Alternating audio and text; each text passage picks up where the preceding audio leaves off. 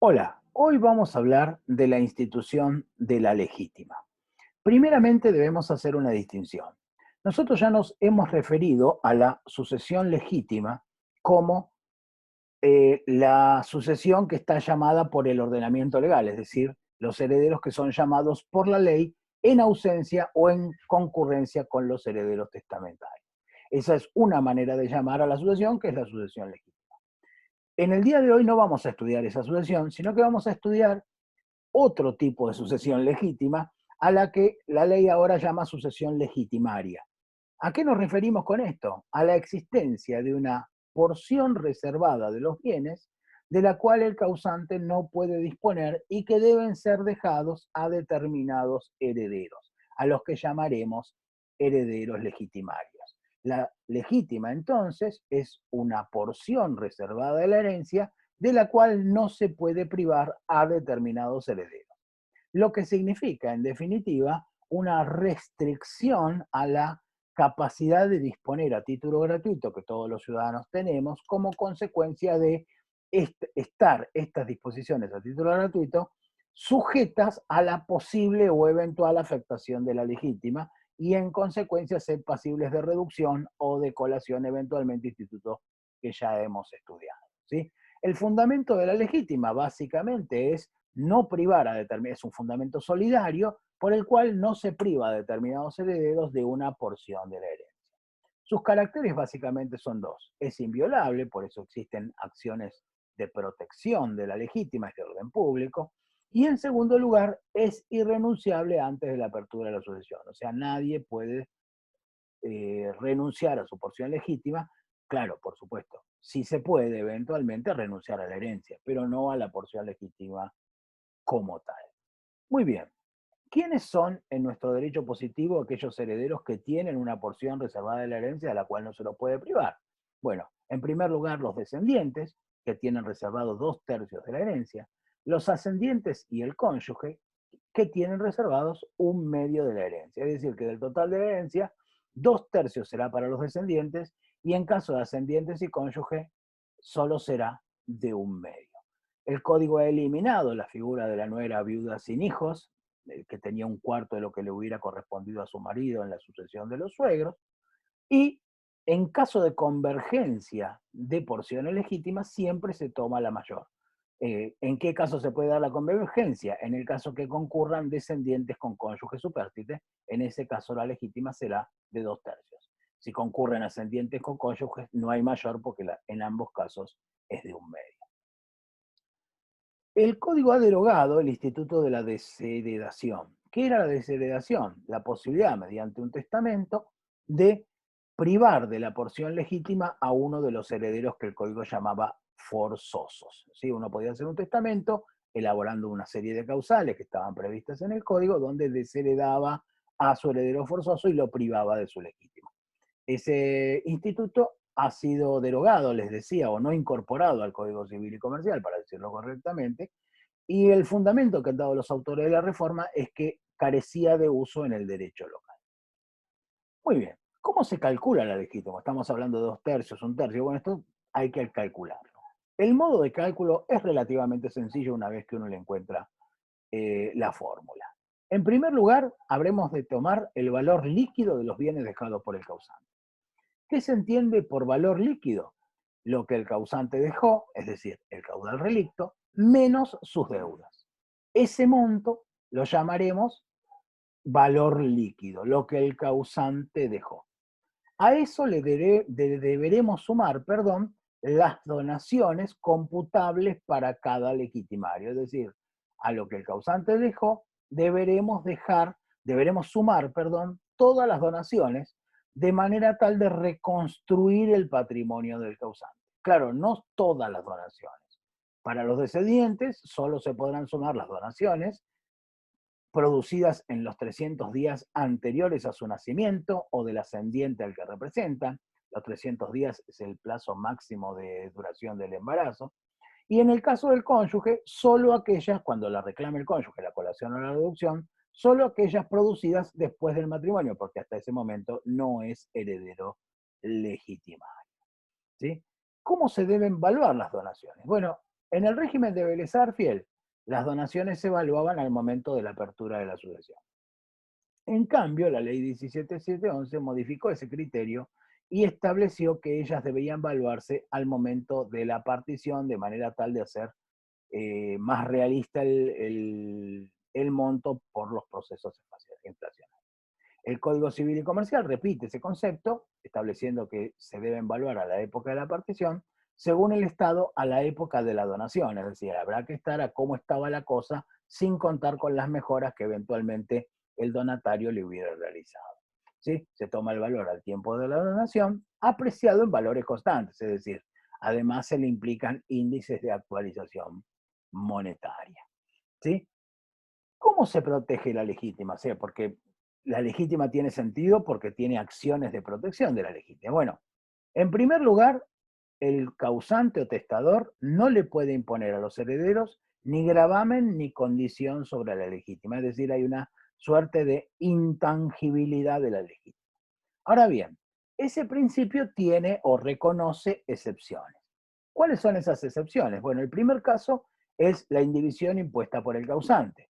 ¿Sí? Saben ustedes, nosotros lo hemos visto en su momento, que el causante tiene facultades para imponer la indivisión de la herencia por un plazo máximo de 10 años, tomada en su total, o hasta que alguno de los herederos alcance la mayoría de edad, en el caso de que hubiere herederos menores de edad y recayese sobre un inmueble y demás. ¿Sí?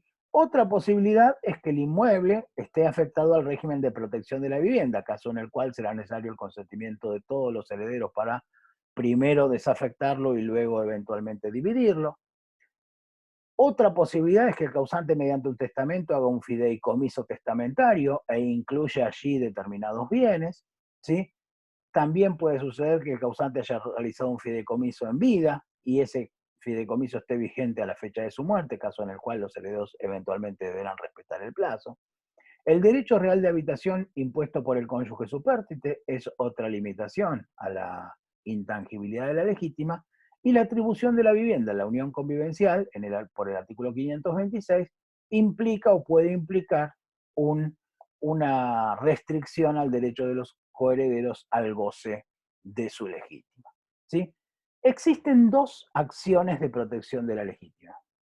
La acción de entrega de la legítima, prevista en el 2450, y la acción de complemento reducción que vamos a ver un poquito más adelante. Aquí la acción de entrega de la legítima antes se llamaba acción de preterición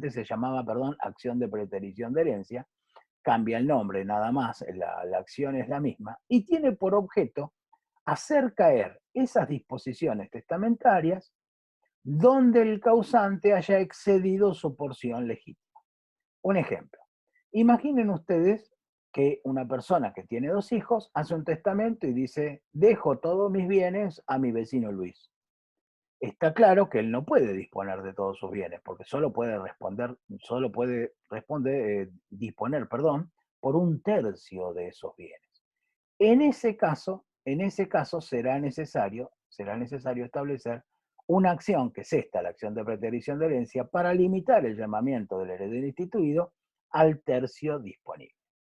Otra posibilidad es ejercerla contra donatarios en caso que el causante no hubiera dejado bienes hereditarios, caso en el cual también las donaciones se reducirán a la porción disponible. ¿Sí? La segunda acción es la acción de complemento-reducción. El código las trata en dos artículos, pero técnicamente es una sola acción de complemento-reducción. ¿Por qué? Porque complementa la legítima reduciendo las disposiciones testamentarias o las donaciones, o sea, son las dos caras de la misma moneda. ¿Contra quién procede? Contra los herederos de cuota. ¿Sí? Imaginen que yo dije, dejo un medio de mis bienes a tal y tengo hijos, en ese caso no va. Contra los donatarios y contra los legatarios. ¿Sí?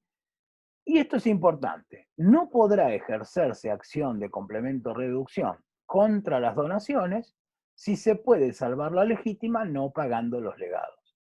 Esto tiene una razón de ser. Las donaciones son contratos que se han perfeccionado. Los legados solo entran en vigencia desde el momento de la muerte del causante y el legatario tiene que pedir al heredero que le entregue la cosa legada. Entonces, si hay una contrato celebrado y perfecto, y otro, o digamos, sujeto a condición, pero perfeccionado entre las partes, y uno que todavía no se cumplió, es preferible ir primero por los no cumplidos para luego ir contra los perfeccionados. ¿Sí? Dentro de los legados, la ley en el 2358 establece un orden y dice que primero se pagarán los legados a los que el testador les otorgó preferencia, luego los legados de cosa cierta y finalmente el resto de los legados.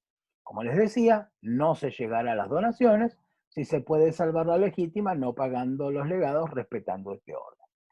Y dentro de las donaciones, si es que hay que atacar las donaciones, la primera en el tiempo será la última que se reduce, como lo establece expresamente el artículo 2453. En caso de insolvencia del donatario, se puede seguir contra la siguiente donación, pero este es un caso ya más complejo. Bien, ¿qué efectos tiene la reducción sobre las donaciones? Si es total, debe reintegrar la cosa al heredero legitimario o su valor eventualmente si ya no conserva la cosa. Si es parcial y la cosa es divisible, debe dividirse entre ellos la cosa. Si es parcial e indivisible, la cosa debe quedar para el que le corresponde la porción mayor. Y el donatario puede complementar la legítima en dinero. O sea, dice, bueno, mira, yo no quiero perder la cosa, te pago lo que falta de la legítima y lo complemento en dinero. ¿Sí? Se mantiene el carácter rey persecutorio de la acción de complemento-reducción sobre los bienes registrables. Esto está en el 2458. ¿De qué se trata esto? Es la posibilidad de perseguir la cosa de quien la detente, o sea, de quien la tenga consigo con independencia, o sea, no rige el principio de tercero de buena fe y a título oneroso. Es decir, no importa que el donatario haya vendido la cosa, igual se puede ir contra la cosa. En cuanto a la prescripción, o sea, la posibilidad de ir contra la cosa, en el régimen anterior, el 3955, establecía la prescripción de la acción, pero que esta prescripción nacía con la muerte del causante. En cambio, el artículo 2459 actual establece que la acción no procede contra el donatario ni contra el subadquirente que haya poseído la cosa donada durante 10 años contados desde la adquisición de la posesión. ¿Esto qué significa? Significa que el plazo de prescripción de la acción puede nacer, o mejor dicho, nace antes de la muerte del causante y puede encontrarse cumplido en el momento de la apertura de la sucesión. ¿Por qué esta modificación prevista en el código? Para darle garantías a los compradores de un bien que en algún momento tenía una transmisión a título gratuito, perdón, de que eventualmente no estaban siempre condicionados al ejercicio de la acción de complemento o reducción. O dicho de otra manera, siempre que uno compraba en el régimen anterior un bien sometido, que había tenido como título antecedente una donación, la recomendación del escribano era no comprar. ¿Por qué no comprar? Y precisamente por esa razón, porque eventualmente podía estar sujeto a una acción de complemento o reducción. De alguna manera lo que se hace es volver estos bienes al comercio. ¿Cuáles son las críticas que se han hecho a esta solución del código? Bueno, la primera es que no puede prescribir una acción no nacida. O sea, para el heredero la acción de complemento o reducción nace con la muerte del causante. Razón por la cual no se le puede imponer una prescripción cuando él no tenía acción para ejercer esa defensa de la legítima. ¿Sí? Las acciones de protección nacen con la apertura de la sucesión, es decir, con la muerte del causante, y solo puede saberse que la legítima ha sido afectada en ese momento, porque antes no hay porción legítima porque la persona está viva. ¿Sí? Esas son básicamente las tres críticas que se le han hecho y todavía no he visto fallos sobre la cuestión. ¿Sí? Y por último, el código establece la posibilidad de mejorar al ascendiente o descendiente con discapacidad. ¿Sí? ¿Qué es la mejora? Es la posibilidad de tomar una porción de la legítima, no de la disponible, de la legítima, y afectarla a uno de los ascendientes o descendientes con discapacidad en desmedro de los otros. ¿Sí? Por discapacidad debemos, a pesar de la definición de discapacidad que da el 2449, debemos estar a la Convención Internacional sobre los Derechos de las Personas con Discapacidad, Ley 26.378, que en su artículo primero define a la discapacidad, y yo creo que esa es la mejor definición porque viene de un instrumento internacional. ¿Por cuánto procede la mejora en caso de descendientes? Bueno, dicen que le podemos dar la mitad de la legítima. Si la legítima es 2 tercios, ¿sí? La mitad de la legítima es 1 tercio. Ahora, 1 tercio de 2 tercios es equivalente a 2 novenos. Esa es la posibilidad de mejora cuando hay descendientes en el caso de descendiente con discapacidad. Muchas gracias.